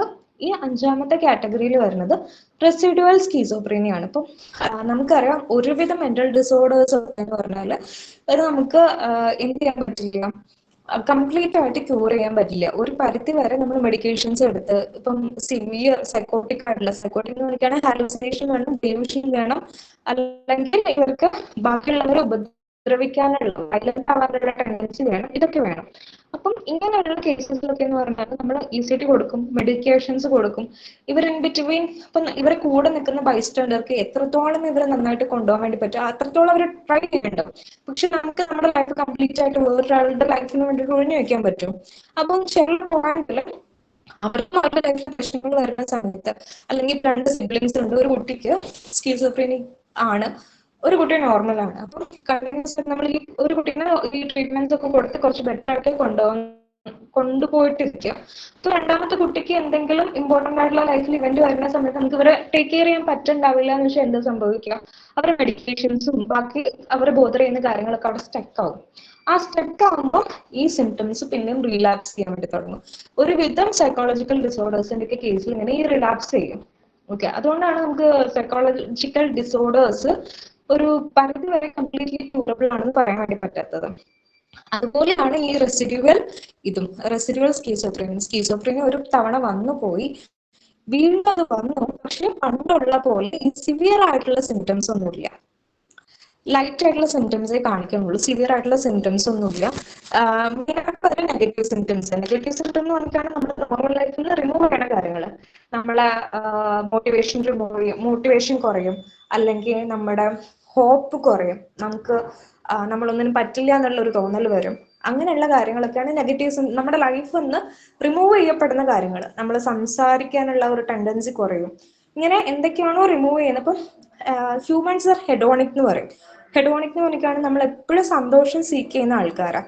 നമുക്ക് ഹാപ്പി ആയിരിക്കാൻ വേണ്ടി നമ്മൾ കാര്യങ്ങളൊക്കെ ചെയ്യാൻ വേണ്ടി തുടങ്ങും. പക്ഷെ ഈ ഒരു ക്ലയന്റിന് അല്ലെങ്കിൽ ഈ ഒരു പേഷ്യന്റിന് സ്കീസോഫ്രീനിയ വന്നാൽ നോർമലി ഇവരെ ഹാപ്പി ആക്കി വെക്കുന്ന കാര്യങ്ങളൊന്നും ഇവരെ ഹാപ്പി ആക്കി വെക്കില്ല. അങ്ങനെയുള്ള ആ ഒരു നെഗറ്റീവ് സിംറ്റംസ് ആണ് റെസിഡ്യൂവൽ ആയിട്ട് ഉണ്ടാവുക. പോസിറ്റീവ് സിംറ്റംസ് കാണിക്കുകയാണ് നോർമൽ ആയിരിക്കുന്ന ഒരാളിലേക്ക് ആഡ് ചെയ്യപ്പെടുന്ന സിംറ്റംസ് എന്തൊക്കെയാ? ഹാലൂസിനേഷൻ, ഡെലൂഷൻ, പിന്നെ ഈ thought broadcasting, insertion, disorganised behaviour, violent character, ഈ സൈക്കോമോട്ടർ ആക്ടിവിറ്റീസ് ഉണ്ടാവില്ലേ, വാക്സി ഫ്ലെക്സിബിലിറ്റി ഒക്കെ പോലെ ഞാൻ പറഞ്ഞില്ലേ നേരത്തെ, ഒരു ഡിഫിക്കൽട്ട് പോസ്ചറിൽ ഇരിക്കണം. അപ്പൊ ആ കാര്യങ്ങളൊക്കെ ഒരു ചെയ്യാനുള്ള ടെൻഡൻസി കൂടുകയാണെങ്കിൽ അതിനെ പോസിറ്റീവ് സിംറ്റംസാ പറയാം. ഓക്കെ, അപ്പം ഈ സ്കീസോഫ്രീനിയ വരുന്ന സമയത്ത് ബാക്കി എല്ലാ കേസസിലും പോസിറ്റീവ് സിംറ്റംസ് ആണ് കൂടുതൽ കാണിക്കുക. ഈ റെസിഡുവൽ സ്കീസോഫ്രീനിയയിൽ മാത്രം നെഗറ്റീവ് സിംറ്റംസ് ആണ് കുറച്ചുകൂടെ കൂടുതൽ ഉണ്ടാവുക. ഓക്കെ, ഇനി നമുക്ക് ഇത് വരാനുള്ള റീസൺസ്, എന്തുകൊണ്ടാണ് സ്കീസോഫ്രീനിയ വരണതെന്നും കൂടെ പറയാം. ഇപ്പം ഞാൻ പറഞ്ഞു, ജെൻസനൊക്കെ ആണെങ്കിൽ ഒരു 18 വയസ്സ് മുതൽ ഒരു 24 വയസ്സ് വരെയൊക്കെയാണ് കൂടുതലും ഇത് സിംറ്റംസ് വരാം. പക്ഷെ ഫീമെയിൽസിന്റെ കേസിലാകുമ്പോൾ അവർക്ക് കുറച്ചുകൂടെ ഏജ് കഴിഞ്ഞിട്ടാണ്, ഒരു 25 ഒക്കെ കഴിഞ്ഞിട്ടാണ് സ്കീസോഫ്രീനിക് കേസസ് കുറച്ചുകൂടെ ഇവരിൽ റിപ്പോർട്ട് ചെയ്യപ്പെടുന്നത്. അപ്പം ഞാൻ കണ്ടിട്ടുള്ള ഫീമെയിൽസിന്റെ കേസിലുള്ള എല്ലാ സ്കീസോഫ്രീനിക് കേസസും 24-25 വയസ്സ് കഴിഞ്ഞിട്ടുള്ളതാട്ടോ. അതൊരു കോയിൻസിഡൻസ് ആയിരിക്കും. പക്ഷെ മെയിൽസിന്റെ കേസിൽ നോക്കിയാൽ കുട്ടികളൊക്കെ, എസ്പെഷ്യലി ബോയ്സിന്റെ കേസിൽ വരാനുള്ള ഒരു റീസൺ ഇവര് ഡ്രഗ്സ് യൂസ് ചെയ്യുന്നുണ്ട്. അപ്പം ചില ഡ്രഗ്സ് ഒന്നും താങ്ങാനുള്ള കപ്പാസിറ്റി നമ്മുടെ ബ്രെയിൻ ഉണ്ടാവില്ല. അപ്പം ഗഞ്ച അതുപോലെയുള്ള ഡ്രഗ്സ് ഉണ്ടാവുമല്ലോ, ആ ഡ്രഗ്സ് ഒക്കെ കഴിക്കുന്ന സമയത്താണ്, ഈ ഡ്രഗ്സ് എടുക്കുന്ന സമയത്ത്, അത് മേ ബി ബ്രെയിനിലൂടെ എടുക്കുന്ന സമയത്തൊക്കെ അത് നമ്മുടെ ബ്രെയിനിന്റെ ആക്ടിവിറ്റീനെ എഫക്ട് ചെയ്യും. അങ്ങനെയാണ് കുട്ടികളിൽ അല്ലെങ്കിൽ അഡോളസെന്റ് ഏജിൽ കൂടുതൽ കണ്ടുവരുന്നത്. പക്ഷെ അവർക്ക് എന്തുകൂടെ ഉണ്ടാവും, ചിലപ്പോൾ ഒരു ഹെറിഡിറ്ററി സാധനം കൂടെ ഉണ്ടാവും. അപ്പൊ ഹെറിഡിറ്ററി ആയിട്ട് നമ്മൾ ജീനിൽ അതുണ്ട്. ഓക്കെ, ജീനിൽ അതുണ്ട്, അതിന്റെ കൂടെ ഇവർ ഈ ഡ്രഗ് കൂടെ എടുക്കുമ്പോൾ അത് ട്രിഗർ ആവാനുള്ള സാധ്യത കൂടും. അതാണ് ചെറിയ കുട്ടികളുടെ കേസിൽ, ഒരു 15 to 18 ആ വയസ്സിലൊക്കെയുള്ള കുട്ടികളുടെ കേസിൽ ട്രിഗർ ആവാനുള്ള സാധ്യത ഇതാണ്. ഓക്കെ, അപ്പം ഈ കുട്ടികളൊക്കെ ഇപ്പൊ അഡോളസെന്റ് ഏജിൽ കൂടുതൽ ഇവർക്ക് വരാന്ന് വെച്ചാൽ ഇവർ കുറച്ചുകൂടെ എന്തായിരിക്കും, വയലന്റ് ആയിരിക്കും. അപ്പം പക്ഷെ നമുക്കത് ഡിഫറൻഷിയേറ്റ് ചെയ്ത് മനസ്സിലാക്കാൻ പറ്റില്ല. ഇവരിത് അഭിനയിക്കുകയാണോ അല്ലെങ്കിൽ ഇവർക്കത് ശരിക്കുള്ള സിംറ്റം ആണോ, അങ്ങനെയൊന്നും നമുക്ക് മനസ്സിലാക്കാൻ പറ്റില്ല. ഫോർ എക്സാമ്പിൾ, ഇപ്പം ഒരു കുട്ടിക്ക് പാനിക് അറ്റാക്ക് വരും. പാനിക് അറ്റാക്ക് നമ്മൾ ഈ ഒരു 2 to 5 years കൂടുതൽ യൂസ് ചെയ്യുന്ന വേർഡ്സ് ആണ്, അല്ലെങ്കിൽ ഇതിന് മുന്നേ ഒന്നും അങ്ങനെ അധികം യൂസ് ചെയ്ത് കണ്ടില്ല. ഇപ്പൊ ഉള്ള പാരന്റിങ് ചെയ്യണം, അല്ലെങ്കിൽ ഇപ്പൊ ഉള്ള പാരന്റ്സ് കുറച്ചുകൂടെ ഫെമിലിയർ ആണ്. പണ്ടൊക്കെയുള്ള കുട്ടികൾക്കും പാനിക് അറ്റാക്ക്, അല്ലെങ്കിൽ അവർ പെട്ടെന്ന് വേർത്തിട്ട് അവരുടെ ശരീരമൊക്കെ ഇങ്ങനെ വേർത്ത് ഈ ബ്രീത്തിങ്ങിന്റെ റേറ്റ് ഒക്കെ കൂടുന്ന സമയത്തും നമ്മൾ പറയും അത് ആക്ട് ചെയ്യാണെന്ന് പറയും. ഇപ്പം കുട്ടികൾക്ക് ഈ സിംറ്റം ഉണ്ടാവുന്ന സമയത്ത് അവരെന്നെ പറയും എനിക്ക് പാനിക് അറ്റാക്ക് ആണ്, എന്നെ ഹെൽപ്പ് ചെയ്യണമെന്ന് അവരെന്നെ പറയും. ഓക്കെ, പക്ഷെ നമ്മൾ എന്താ പറയാം, ഇങ്ങനെയുള്ള കേസിൽ നമ്മളതിനെ ജഡ്ജ് ചെയ്യുകയാണെങ്കിൽ നമ്മൾ പറയും നിങ്ങൾ ആക്ട് ചെയ്യാണ് എന്ന് പറയും. ഓക്കെ, അതുപോലെ ഒരു കുട്ടി നമ്മളെ അടുത്ത് വന്ന് പറയാണ്, എനിക്ക് ഈ കഴിവൊക്കെ ഉണ്ട്. ഒരു കേസ് ഉണ്ടായിരുന്നു, അതിൽ അയാൾ പറയണ്ടായിരുന്നു ഞാൻ ശിവനാണ്, എൻ്റെ ഗേൾ ഫ്രണ്ട് പാർവതിയാണ്. അങ്ങനെ ആ ഒരു അയാളായിട്ട് റിലേറ്റഡ് ആയിട്ടുള്ള ആൾക്കാരെ മൊത്തം ഇയാൾ ആ ഒരു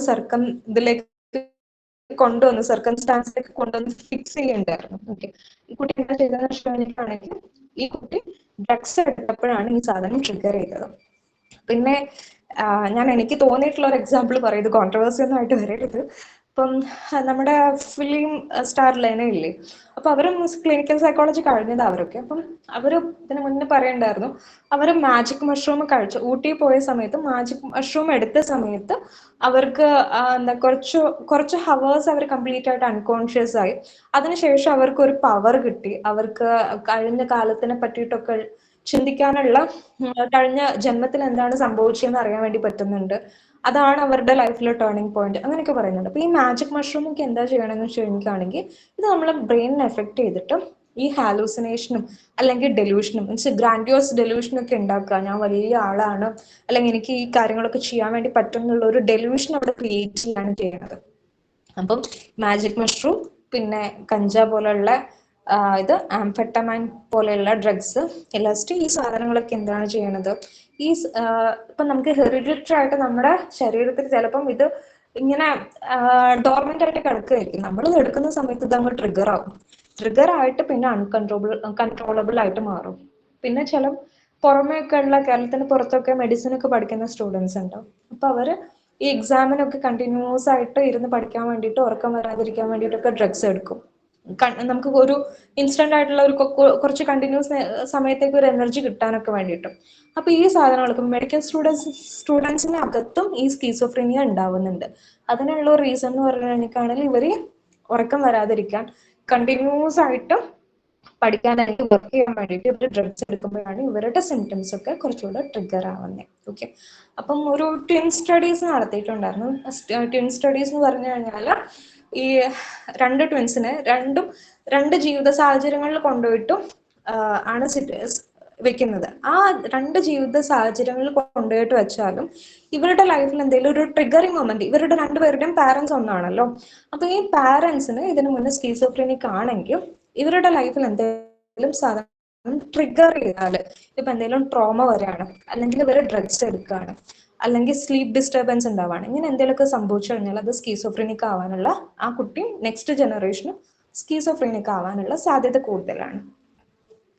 പിന്നെ ഇതിൽ നമുക്ക് കൺട്രോൾ ചെയ്യാൻ പറ്റുന്ന ഒരു കാര്യം എന്ന് പറഞ്ഞാൽ നമ്മുടെ പിന്നെ ഒരു ഡോപ്പാമിൻ എന്ന് പറഞ്ഞിട്ടുള്ള ഒരു ഹോർമോൺ ഉണ്ട്. ഡോപ്പാമിനും അതുപോലെ ഗ്ലൂട്ടാമൈനും, ഇതിന്റെ രണ്ടിന്റെയും അളവ് നമ്മുടെ ബോഡിയിൽ കൂടുകയാണെങ്കിലും അപ്പോഴും നമുക്ക് എന്ത് വരാനുള്ള സാധ്യതയുണ്ട്, സ്കീസോഫ്രീനിയ കൂടാനുള്ള സാധ്യതയുണ്ട്. ഇപ്പൊ ഡോപ്പാമിന്റെയും ഗ്ലൂട്ടാമിന്റെയും അളവ് നന്നായിട്ട് കൂടുകയാണെങ്കിൽ അത് പോസിറ്റീവ് സിംറ്റംസ് പറഞ്ഞാൽ ഈ ഹാലൂസിനേഷനും ഡെലൂഷനും ഒക്കെ ആയിരിക്കും കൂട്ടുണ്ടാവുക. അല്ലെങ്കിൽ ഇതിന്റെ അളവ് കുറച്ച് കുറവാണ്, 2 ലിറ്റർ ആണെങ്കിൽ, നല്ലോണം കുറവാണെങ്കിൽ അത് നെഗറ്റീവ് സിംറ്റംസിലേക്ക്, എന്ന് വെച്ചാൽ മ്യൂട്ടിസം പോലുള്ള സിംറ്റംസിലേക്കായിരിക്കും കുറച്ചുകൂടെ ട്രിഗർ ചെയ്യാണ്ടാവുക. ഓക്കെ, പിന്നെ നമ്മുടെ പ്രീനാറ്റൽ, ഒരു ഗർഭിണിയായിട്ടുള്ള സ്ത്രീയുടെ പ്രീനാറ്റൽ കണ്ടീഷൻസ് അല്ലെങ്കിൽ അങ്ങനെയുള്ള സിറ്റുവേഷൻസ് ഒക്കെ ഇമ്പോർട്ടൻ്റ് ആണ്. ആ ഒരു ടൈമിൽ ഉണ്ടാവുന്ന ട്രോമാസ് അല്ലെങ്കിൽ ബ്രെയിനിൽ ഉണ്ടാവുന്ന ഡാമേജസ്, ഇങ്ങനെയുള്ള കാര്യങ്ങളും നമുക്ക് എന്തുണ്ടാക്കാനുള്ള, സ്കീസോഫ്രീനിയ ഉണ്ടാക്കാനുള്ള സാധ്യത കൂടും. ഒരൊറ്റ റീസൺ ആയിട്ട് നമുക്ക് പറയാൻ പറ്റില്ല ഇത് ഹെറിഡിറ്ററി ആണെന്ന് പറയാൻ പറ്റില്ല, അല്ലെങ്കിൽ ഇത് ഡോപ്പാമിൻ കൂടിയതുകൊണ്ടാണെന്ന് പറയാൻ പറ്റില്ല, അല്ലെങ്കിൽ സ്ട്രെസ് കൊണ്ടാണ് വന്നുകൊണ്ട് പറയാൻ പറ്റില്ല, അല്ലെങ്കിൽ സബ്സ്റ്റൻസ് യൂസ് ചെയ്തുകൊണ്ടാണ് വന്നതെന്ന് പറയാൻ വേണ്ടി പറ്റില്ല.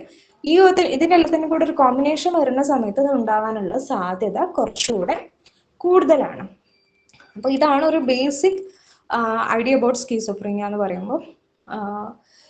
പിന്നെ ഇതിൽ ഹാലൂസിനേഷനും ഡെലൂഷനും ഒക്കെ വരണോണ്ടും പോസിറ്റീവ് സിംറ്റംസ് കൂടുതലായതുകൊണ്ടും നമുക്കിത് അറ്റ് എ ടൈം, ഇപ്പം ഞാൻ മുന്നൊരു കണ്ടീഷൻ പറഞ്ഞില്ലേ, ഒരാൾക്ക് 8 പേര് അയാളുടെ ചുറ്റുമുണ്ട്, അയാൾ ചെയ്യണതെല്ലാം വാച്ച് ചെയ്യേണ്ടതെന്ന് പറഞ്ഞില്ലേ, ആ ഒരു കണ്ടീഷനിലൊന്ന് നമുക്കിത് ഇപ്പം മെഡിസിൻസ് ഉണ്ട്, ആന്റിസൈക്കോട്ടിക് മെഡിസിൻസ് ഉണ്ട്, ഡോപ്പാമിന്റെ അളവ് കുറയ്ക്കണ മെഡിക്കേഷൻസ് ഒക്കെ ഉണ്ട്. പക്ഷെ അത് പെട്ടെന്ന് കൊടുത്തു കഴിഞ്ഞിട്ടാണെങ്കിൽ ഒരു വയലന്റ് ആവുന്ന ഒരു പേഷ്യന്റ് ഒക്കെ ആണെങ്കിൽ അവർക്ക് മെഡിക്കേഷൻസ് കൊടുത്ത് നമുക്ക് കൺട്രോൾ ചെയ്തിട്ട് സഡൻ ആയിട്ട് കൺട്രോൾ ചെയ്ത് കൊണ്ടുവരാൻ പറ്റില്ല. അങ്ങനത്തെ കേസിൽ ഇവർക്ക് എന്ത് ചെയ്യും, ഇവർക്ക് ECT ട്രീറ്റ്മെന്റ് അല്ലെങ്കിൽ ഷോക്ക് ട്രീറ്റ്മെന്റ് കൊടുക്കും. അപ്പം ഒരു ഷോക്ക് ട്രീറ്റ്മെന്റ് കൊടുത്ത് അതിനും ഇന്റർവെൽസ് ഒക്കെ ഉണ്ട്. ആ ഷോക്ക് ട്രീറ്റ്മെന്റ് കൊടുത്ത് ആ ഒരു സിംറ്റംസ് പ്രിവൈൽ ചെയ്ത് നിൽക്കുന്ന അല്ലെങ്കിൽ പ്രൊമിനന്റ് ചെയ്ത് നിൽക്കുന്ന സിംറ്റംസ് നമ്മൾ റെഡ്യൂസ് ചെയ്ത്, വയലന്റ് ചെയ്ത് നിൽക്കുന്ന സിംറ്റംസ് നമ്മൾ റെഡ്യൂസ് ചെയ്ത് കൊണ്ടുവരും. അത് കഴിഞ്ഞിട്ടായിരിക്കും ഇവർക്ക് അതിന് കൂടെ മെഡിക്കേഷൻസ് കൊടുത്ത് കൊണ്ടുവരും. പക്ഷെ ഇതിനൊക്കെ ആഫ്റ്റർ എഫക്റ്റ് ഉണ്ട്. ഇപ്പം ഈ ECT ട്രീറ്റ്മെന്റ് ഒക്കെ എടുക്കുവാണെങ്കിൽ ഇവർക്ക് ഷോർട്ട് ടൈം ആയിട്ടുള്ള മെമ്മറി ലോസ് ഉണ്ടാവാനും അതുപോലെ തന്നെ ഒരു കൺഫ്യൂസ്ഡ് സ്റ്റേറ്റിലേക്ക് കുറച്ച് കാലത്തേക്ക് ഇങ്ങനെ കൊണ്ടുപോകാനുള്ള സാധ്യതയൊക്കെ ഉണ്ട്. ഓക്കെ, അപ്പം സ്കീസോഫ്രീനിക് എന്ന് പറഞ്ഞിട്ടുള്ള ഒരു ഡിസോർഡറിന്റെ കേസിൽ, അല്ലെ സ്കീസോഫ്രീനിയയുടെ കേസിൽ നമുക്കിത് കൺട്രോൾ ചെയ്യാൻ വേണ്ടി ചെയ്യാൻ പറ്റുന്ന കാര്യം എന്താ വെച്ചിട്ടുണ്ടെങ്കിൽ നമ്മുടെ ലൈഫ് സ്റ്റൈല് ഒരു പരിധി വരെ ഇതിനൊരു നമുക്കിതിന് എസ്കേപ്പ് ആവാൻ വേണ്ടി പറ്റും. ഈ എൻവിറോൺമെന്റൽ കണ്ടീഷൻ അല്ലെങ്കിൽ നമ്മൾ നിൽക്കുന്ന സിറ്റുവേഷൻ ഇതിനെ കുറച്ച് ഇൻഫ്ലുവൻസ് ചെയ്യണോണ്ട് നമുക്ക് സ്ട്രെസ് കുറയ്ക്കുന്ന ആക്ടിവിറ്റീസ് പ്രൊമോട്ട് ചെയ്യാം. ഈ സ്കീസോഫ്രീനിയയുടെ ഒരു സ്റ്റഡി നടത്തിയ സമയത്ത് ഈ അർബൻ ഏരിയയിൽ ഒറ്റയ്ക്ക് ജീവിക്കുന്ന ആൾക്കാരിൽ ഇത് കുറച്ചുകൂടെ കൂടുതലാണെന്ന് കണ്ടെത്തി. അതുപോലെ തന്നെ ഇന്ത്യയിലെ തന്നെ കർണാടകയിൽ ഒരു സയന്റിസ്റ്റിന് സ്കീസോഫ്രീനിക് ഉണ്ടായിരുന്നു. അതുപോലെ കുറെ ഫേമസ് ആയിട്ടുള്ള സയന്റിസ്റ്റിന് സ്കീസോഫ്രീനിയ വന്നിട്ടുണ്ട്. ഓക്കെ, അപ്പം ഈ ലോൺലിനെസ് അല്ലെങ്കിൽ നമ്മുടെ ഒരു പ്രഷർ ചെയ്യുന്ന ഒരു സ്ട്രെസ് ഉണ്ടാക്കുന്ന സിറ്റുവേഷൻ നമുക്ക് വേറെ ആളുടെ അടുത്ത് ഷെയർ ചെയ്യാൻ പറ്റുകയാണെങ്കിൽ അത് ഇതിനെ കുറച്ചുകൂടെ ട്രിഗർ ചെയ്യാൻ സാധ്യത കൂടുതലാണ്. അപ്പം സ്ട്രെസ് ഒരു ഇമ്പോർട്ടൻറ്റ് ഫാക്ടറാണ്, അത് നമുക്ക് കൺട്രോൾ ചെയ്യാൻ പറ്റും. അതുകൊണ്ടാണ് ഇപ്പൊ സ്കീസോഫ്രീനിയ നമ്മുടെ കയ്യിൽ ഒതുക്കണമെങ്കിൽ നമുക്ക് എന്ത് ചെയ്യണം, നമ്മുടെ സ്ട്രെസ് ലെവലിനെ കുറച്ചുകൊണ്ട് വരണം. അതിന് എന്തൊക്കെ ആക്ടിവിറ്റീസ് നമുക്ക് ചെയ്യാൻ വേണ്ടി പറ്റും, അത് നമ്മൾ അതിലേക്ക് കുറച്ചുകൂടി ഇമ്പോർട്ടൻ്റ് കൊടുക്കണം. പിന്നെ നമ്മുടെ സ്ലീപ്പ് റെഗുലേറ്റ് ചെയ്യണം. കണ്ടിന്യൂസ് ആയിട്ട് കുറേ ദിവസം ഉറങ്ങാണ്ടിരിക്കുകയാണെങ്കിൽ ഇത് ഡോപ്പാമിൻ ഡിസ്റെഗുലേഷൻ ഉണ്ടാക്കും. ഡോപ്പാമിൻ ഡിസ്റെഗുലേഷൻ വന്നു കഴിഞ്ഞാൽ, ഇതിൻ്റെയൊക്കെ അളവ് കൂടെ കുറേയൊക്കെ ചെയ്തു കഴിഞ്ഞാൽ ഇതൊക്കെ സൈക്കോട്ടിക് ഡിസോർഡേഴ്സിന് കാരണം. ഇതാണ് ഒരു ബേസിക് സ്കീസോഫ്രീനിയയുടെ ഒരു ഔട്ട്ലൈന്. ഇതിലിപ്പോൾ സൈക്കോളജി ബേസ്ഡ് ആയിട്ടുള്ള ആൾക്കാരുണ്ടാവും, അതില്ലാത്ത നോർമൽ ആൾക്കാരും ഉണ്ടാവും. അതുകൊണ്ടാണ് ഞാൻ ഇത് ഒരു ബേസിൽ തന്നെ സ്റ്റാർട്ട് ചെയ്തത്. ഓക്കെ, വേറെ ഏതെങ്കിലും പോർഷൻസ് കവർ ചെയ്യണോ അല്ലെങ്കിൽ നമുക്ക് ഐശ്വര്യ മാമിന്റെ ഇത് കൺക്ലൂഡ് ചെയ്തോ? നിങ്ങൾ ഉദ്ദേശിച്ച ഭാഗം കഴിഞ്ഞല്ലോ അല്ലേ? ഇനി നമുക്ക് പിന്നെ ഒരു ഓപ്പൺ ഇത് കൊടുക്കാം, ടൈം ഒരു 10 മിനിറ്റ്. അപ്പൊ ആരെങ്കിലും ക്വസ്റ്റ്യൻസ് വരുമ്പോൾ നിങ്ങളൊന്ന് എക്സ്പ്ലെയിൻ ചെയ്താൽ മതി. അപ്പോൾ അത് കൂടുതൽ യൂസ്ഫുൾ ആവും. സർ, കംപ്ലീറ്റ് ആയിട്ട് ഞാൻ കണ്ട കേസസ് ഒന്നും കുറെ എണ്ണൊക്കെ റീലാപ്സ് ചെയ്ത് വന്നിട്ടുണ്ട്. ഇപ്പൊ കംപ്ലീറ്റ് ആയിട്ട് നമുക്ക് പറയാൻ വേണ്ടി പറ്റുമോ എനിക്ക് അറിയില്ല. കംപ്ലീറ്റ് ആയിട്ട് റീലാപ്സ് ഇല്ലാത്ത കേസ് ഞാൻ കണ്ടിട്ടില്ല സ്കീസോഫ്രീനിയയുടെ കേസിൽ. ഇപ്പം ഉണ്ടായത് പക്ഷെ നമുക്കതിനെ പോസിറ്റീവായിട്ട് എടുക്കാം. മീൻസ് ട്രീറ്റ്മെന്റും അതുപോലെ തന്നെ ഫാർമക്കോതെറാപ്പി മെഡിക്കേഷൻസും അതിന്റെ കൂടെ തെറാപ്പീസും കൂടെ കൊടുത്തു കഴിഞ്ഞാൽ ഒരു പരിധി വരെ ഇത് കൺട്രോൾ ചെയ്ത് നിർത്താൻ വേണ്ടി പറ്റും. പിന്നെ ഉണ്ടാവുക, ഇത് റിലാപ്സ് ചെയ്യുന്ന സമയത്ത് ഇവർക്ക് നെഗറ്റീവ് സിംറ്റംസ് ഉണ്ടാവുക. നെഗറ്റീവ് സിംറ്റംസ് അത്ര വേറെ ആൾക്ക് ബുദ്ധിമുട്ടുണ്ടാകുന്ന തരത്തിലല്ല. ഇപ്പം പോസിറ്റീവ് സിംറ്റംസ് അല്ലെങ്കിൽ ഹാലൂസിനേഷനും ഡെലൂഷനും അതുപോലെ തന്നെ ഈ വയലന്റ് ആക്ടിവിറ്റി ഒക്കെ വരുന്ന സമയത്താണ് അത് നമുക്ക് കൺട്രോൾ ചെയ്യാൻ പറ്റാത്ത രീതിയിലേക്ക് ആവുക. നമുക്ക് ആ ഒരു ഇതിനെ റെസിഡ്യുവൽ സ്കീസോഫ്രീനിയ ആയിട്ട് വരാനാണ് പിന്നെ കുറച്ചുകൂടെ സാധ്യത കൂടുതലുള്ളത്. മാം, ഒരു ഡൗട്ട്. അതായത് ഇപ്പൊ സ്കീസോഫ്രീനിയ ഉള്ള ഒരാളെ നമുക്ക് ട്രീറ്റ്മെന്റ് എടുത്തില്ല, ഇപ്പൊ ആരും അത് അംഗീകരിക്കുന്നില്ല, അവർക്ക് അഹങ്കാരമാണെന്നുള്ള രീതിയിലാണെങ്കിൽ ഇത് എത്ര വരെ മുമ്പോട്ട് പോകും? അത് സിംറ്റംസ് ഇപ്പൊ ഞാൻ പറഞ്ഞില്ലേ, ഇനീഷ്യൽ സ്റ്റേറ്റ് ആവുന്ന സമയത്ത് നമുക്ക് ആദ്യം അവർക്ക് ഐസൊലേഷൻ ഉണ്ടാവും, ഒരു സോഷ്യൽ വിഡ്രോവൽ, പിന്നെ അവരുടെ ഡ്രോപ്പ് ഇൻ ഫങ്ഷൻസ്, അവരുടെ നോർമൽ കാര്യങ്ങളൊന്നും ചെയ്യാണ്ടിരിക്കുക, പിന്നെ നമുക്കൊരു റെസ്പോൺസിബിലിറ്റി ഉണ്ടാവില്ല, അത് ചെയ്യാതിരിക്കുക. ഇതൊക്കെയാണ് ഇനീഷ്യൽ സ്റ്റേജിൽ. ആ സ്റ്റേജിൽ തന്നെ എത്തിച്ചു കഴിഞ്ഞിട്ടാണ് ചിലപ്പോൾ മെഡിക്കേഷൻസ് അല്ലെങ്കിൽ ഫാർമക്കോതെറാപ്പിനെ കൊണ്ട് നമുക്കൊരു പരിധി വരെ കൺട്രോൾ ചെയ്യാൻ പറ്റും. അതല്ല, ഇത് കൂടി ഹൈ ഡെലൂഷനിലേക്കൊക്കെ പോണ സമയത്ത് നമുക്കിത് എൻ്റെ ഒരു ഒപ്പീനിയനിൽ ECTയും ഫാർമക്കോതെറാപ്പിയും കമ്പൈൻ ചെയ്യാണ്ട് കുറയ്ക്കാൻ പാടാണ്. അല്ലെങ്കിൽ അത് ഞാൻ കണ്ട കേസസ് ഒക്കെ എങ്ങനെയാണെന്ന് വെച്ചിട്ടുണ്ടെങ്കിൽ സിബ്ലിങ്സ് ഉണ്ടാവും അവർക്ക്. അപ്പൊ അമ്മയ്ക്കും അച്ഛനും ഈ കുട്ടീന്റെ കാര്യം തന്നെ മാത്രം നോക്കി നടക്കാൻ വേണ്ടി പറ്റുണ്ടാവില്ല. അപ്പൊ ഇത് റീലാപ്സ് ചെയ്യും. എപ്പോഴാണ് പേഷ്യൻസ് സ്റ്റോപ്പ് ചെയ്യണത്, ആ സമയത്ത് ഇത് വീണ്ടും വരാനുള്ള സാധ്യത കൂടുതലാണ്. പിന്നെ ഒരു കേസിൽ ഇപ്പൊ നമ്മളിപ്പോ നോർമലൈസ് ചെയ്തിട്ട് ഒരാളെ സിറ്റുവേഷൻ ഒക്കെ നോർമലൈസ് ചെയ്തിപ്പോ ഒരു പെൺകുട്ടിക്ക് ഉണ്ടെന്ന് വിചാരിക്കാം, അവരുടെ സിറ്റുവേഷൻ ഒക്കെ കംഫോർട്ട് ചെയ്ത് കുറച്ചാൾ നല്ലപോലെ ഇരുന്ന് ഇവർക്ക് ഒരു കല്യാണമൊക്കെ നമ്മൾ അവരുടെ അടുത്ത് പറയാണ്ട്, പാർട്ട്ണറിന്റെ അടുത്ത് പറയാണ്ട് പെട്ടെന്ന് കല്യാണമൊക്കെ കഴിപ്പിച്ചു വിടുകയാണെങ്കിൽ, എന്തെങ്കിലും ട്രിഗർ ചെയ്ത് കഴിഞ്ഞിട്ടാണെങ്കിൽ, എന്തെങ്കിലും സ്ട്രെസ് അല്ലെങ്കിൽ ട്രോമ ട്രിഗർ ചെയ്ത് കഴിഞ്ഞാൽ ഇത് പിന്നെയും റിലാപ്സ് ചെയ്ത് കുറച്ചുകൂടി സിവിയർ ആയിട്ട് വരാനുള്ള സാധ്യത കൂടുതലുണ്ട്. അങ്ങനെയുള്ള കേസസ് ഉണ്ടായിട്ടുണ്ട്. ഓക്കെ, ഇതിപ്പോ പക്ഷെ എന്താ പറയാ, പറഞ്ഞോ മാം.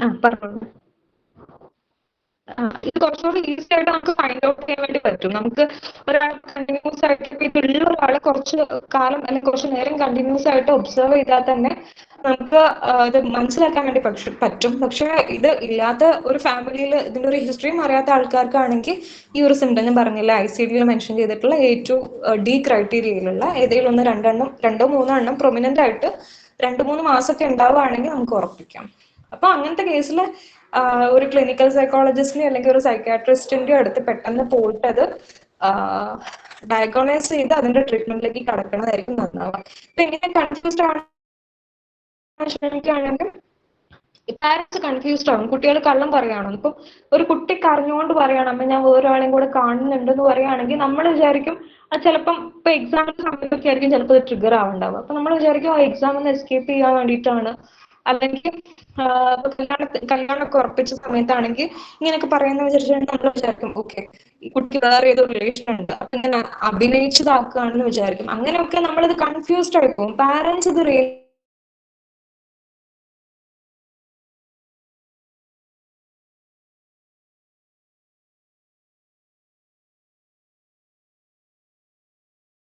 അവിടെയാണ് മെയിനായിട്ടുള്ള ലാഗ് വരുന്നത്.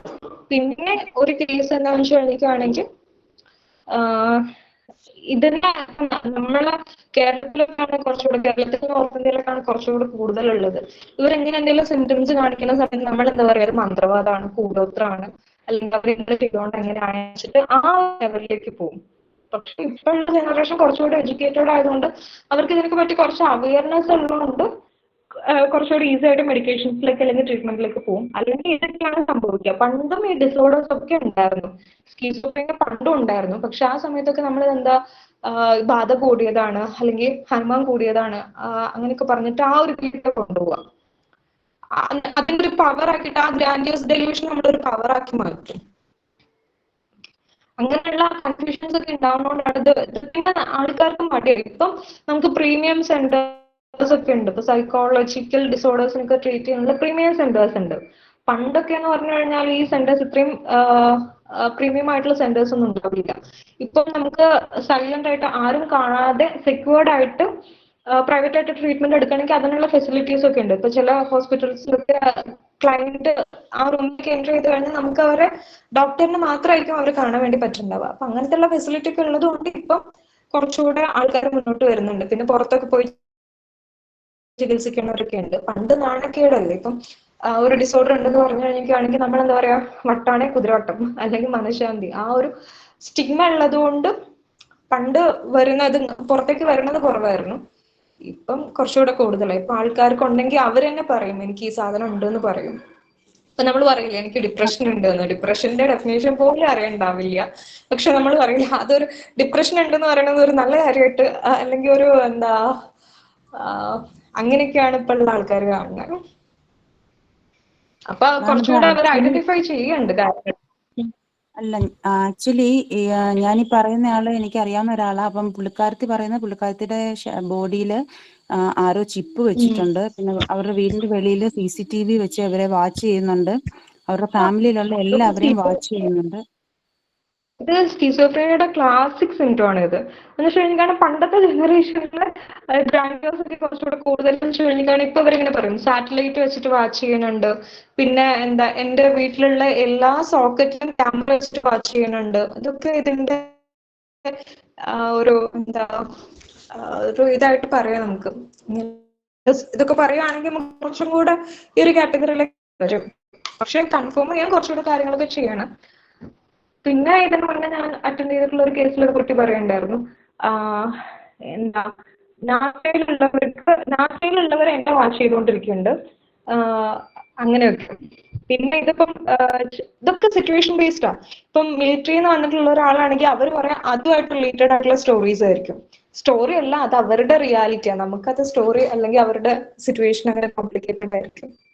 നമുക്ക് ചില കേസസിലൊന്നും നമുക്കൊന്നും ചെയ്യാൻ വേണ്ടി പറ്റില്ല. നമുക്ക് തന്നെ നോക്കി നിൽക്കാനേ പറ്റുള്ളൂ. ഇപ്പൊ മെഡിക്കേഷൻസ് ഒക്കെ എടുത്ത് ECT ഒക്കെ എടുത്ത് അവർ വരുമ്പോൾ ഓക്കെ, നമുക്ക് തന്നെ ഇപ്പൊ ഞാൻ പറഞ്ഞില്ലേ ആ കണ്ണിങ്ങനെ തുറച്ചു നോക്കിക്കൊണ്ടേയിരിക്കുന്ന ഒരാള്, അയാളൊക്കെ കേസിൽ പിന്നെ അയാൾ പറയണ്ടായിരുന്നു കേട്ടോ, ECT ട്രീറ്റ്മെന്റ് ഒക്കെ കൊടുത്തു കഴിഞ്ഞപ്പോൾ അയാൾ പറയണ്ടായിരുന്നു ഇപ്പൊ ആ വാച്ച് ചെയ്യുന്ന ആൾക്കാരുടെ നമ്പർ കുറഞ്ഞിട്ടുണ്ട്. അങ്ങനെ ആ സിംറ്റംസ് കുറയണേ നമുക്ക് കാണാൻ വേണ്ടി പറ്റും. പിന്നെ അവർ നോർമൽ സ്റ്റേറ്റിലേക്ക് വരും. മെഡിക്കേഷൻസ് ഒക്കെ എടുത്ത് ECT ഒക്കെ കൊടുത്തു കഴിഞ്ഞാൽ ECT ട്രീറ്റ്മെന്റ് കൊടുക്കുന്ന സമയത്താണ് ഞാൻ ഒബ്സർവ് ചെയ്തത് കുറച്ചുകൂടെ പെട്ടെന്ന് ഈ സൈക്കോട്ടിക് സിംറ്റംസ് ഒക്കെ കുറയും, ഡെലൂഷണൽ ഹാലൂസിനേഷൻ ഒക്കെ കുറയണേ കണ്ടിട്ടുണ്ട്. പക്ഷെ ഇതിന് ട്രീറ്റ്മെന്റ് എടുക്കാൻ പേഷ്യന്റോ റിലേറ്റീവ്സോ ഒന്നും തയ്യാറാവുന്നുമില്ല. അങ്ങനെ ആവുമ്പോൾ അത് പ്രോബ്ലം അല്ലേ? അത് പ്രോബ്ലം ആണ്. പക്ഷെ നമുക്ക് പറയാനല്ലേ പറ്റുള്ളൂ, നമുക്ക് ഫോഴ്സ് ചെയ്ത് കൊണ്ടുപോകാനൊന്നും പറ്റില്ലല്ലോ. ആരെങ്കിലും എഡ്യൂക്കേറ്റഡ് ആയിട്ടുള്ള അവരുടെ ഫാമിലിയിൽ ഉണ്ടെങ്കിൽ അവർ മനസ്സിലാക്കിയിട്ട് ചെയ്യണം അത്.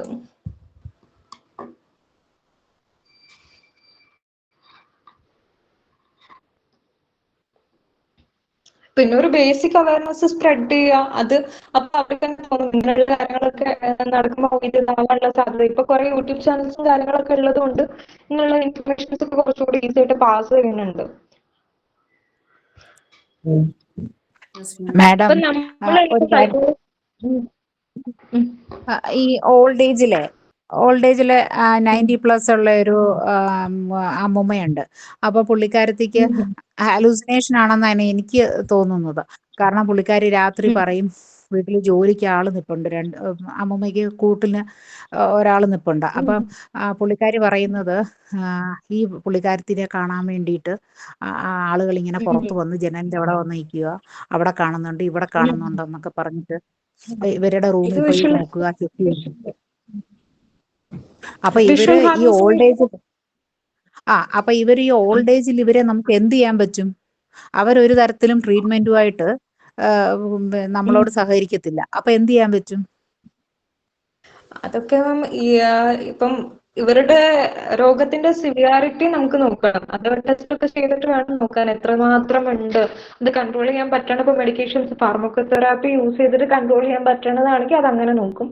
അതല്ല ഇപ്പം വലിയ ഉപദ്രവമൊന്നും ചെയ്യാണ്ടിരിക്കണം, ഇപ്പം വയലന്റ് ആവാതെ ഹാലൂസിനേഷൻ കണ്ടിന്യൂസ് ആയിട്ട് അങ്ങനെ പറഞ്ഞ് നമ്മൾ ഉപദ്രവിക്കാതിരിക്കണമെങ്കിൽ ഫാർമക്കോതെറാപ്പി ഒക്കെ യൂസ് ചെയ്തിട്ട് കൺട്രോൾ ചെയ്യാൻ പറ്റും. അതല്ല ഇല്ല, അത് അവർക്ക് സിവിയർ ആണ്, വേറെ ഒരു ബാക്കി പ്രശ്നമില്ല. അപ്പൊ പിന്നെ പിന്നെ ചില സമയത്ത് അത് ഡിമെൻഷ്യയുടെ ഇതായിട്ടും വരാറുണ്ട് കേട്ടോ. കാരണം ഡിമെൻഷ്യ വരുന്ന സമയത്ത് ഇവർ കംപ്ലീറ്റ്ലി കാര്യങ്ങളൊക്കെ മറന്നു പോകുമ്പോഴേ ആ ഒരു ഇതിലും മിക്സ് ആയിട്ട് വരാനുള്ള ഇതിനൊക്കെ കോമോർബിഡിറ്റി, സൈക്കോളജിക്കൽ ഡിസോർഡേഴ്സിനൊക്കെ കോമോർബിഡിറ്റി കൂടെ വരാനുള്ള സാധ്യതയുണ്ട്. ഇപ്പൊ ഡിമെൻഷ്യ ഇത് വന്നാലും കാരണം വെച്ചാല്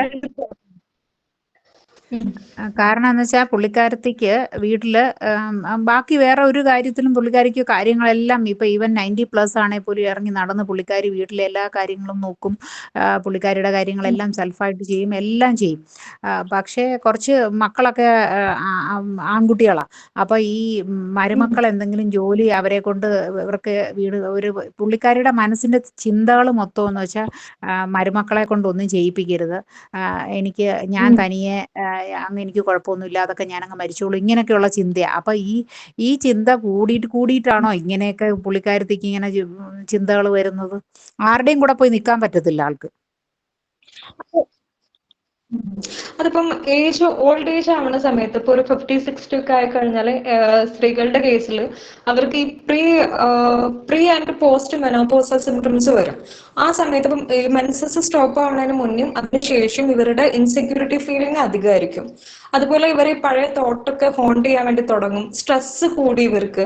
ആ ഇൻസെക്യൂരിറ്റി ഒക്കെ കാരണം, ഈ സ്ട്രെസ് ഒക്കെ കാരണം ഈ സാധനം സ്കിസോഫ്രീനിയ ട്രിഗർ ചെയ്യാനുള്ള സാധ്യത ഉണ്ട്.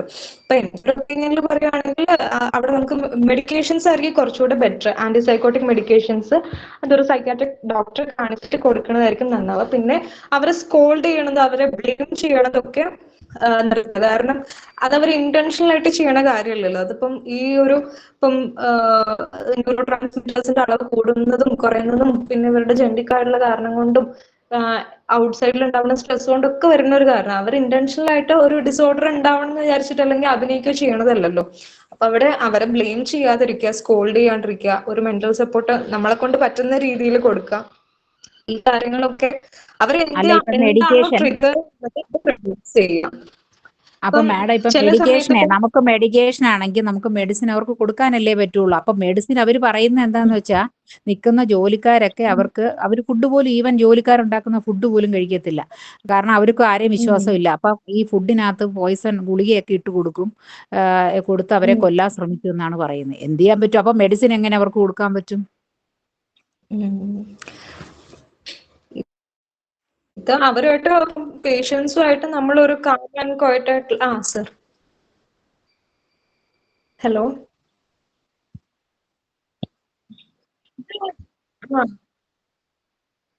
ഇത് പേഷ്യന്റിന് അവയർനെസ് പറ്റില്ല. പേഷ്യന്റിന് നമുക്ക് അവയർനെസ് കൊടുക്കാം, കൂടെ ഉള്ളവർക്കൊക്കെ നമുക്ക് അവയർനെസ് കൊടുത്ത് അവരെ സപ്പോർട്ട് ചെയ്താൽ നമുക്ക് ഒരു പരിധി വരെ റെഡ്യൂസ് ചെയ്യാം. ഈ എല്ലാ മെന്റൽ ഡിസോർഡേഴ്സിന്റെ കേസ് അങ്ങനെയാണ്. കൂടെ നിൽക്കുന്നവരാണ് ഇവരുടെ ഇപ്പം ചില സമയത്തൊക്കെ കൗൺസിലിംഗ് കൊടുക്കുക പേഷ്യന്റിനല്ല, കൂടെ നിൽക്കുന്ന ബൈസ്റ്റാൻഡേഴ്സിനും അവരുടെ റിലേറ്റീവ്സിനും ആയിരിക്കും. അത് താങ്ക് നമ്മളിപ്പോ യു. നന്നായിട്ട് ഡീൽ ചെയ്യാൻ വേണ്ടി പറ്റുവാണെങ്കിൽ ഒരു പരിധി വരെയൊക്കെ റെഡ്യൂസ് ആവില്ല.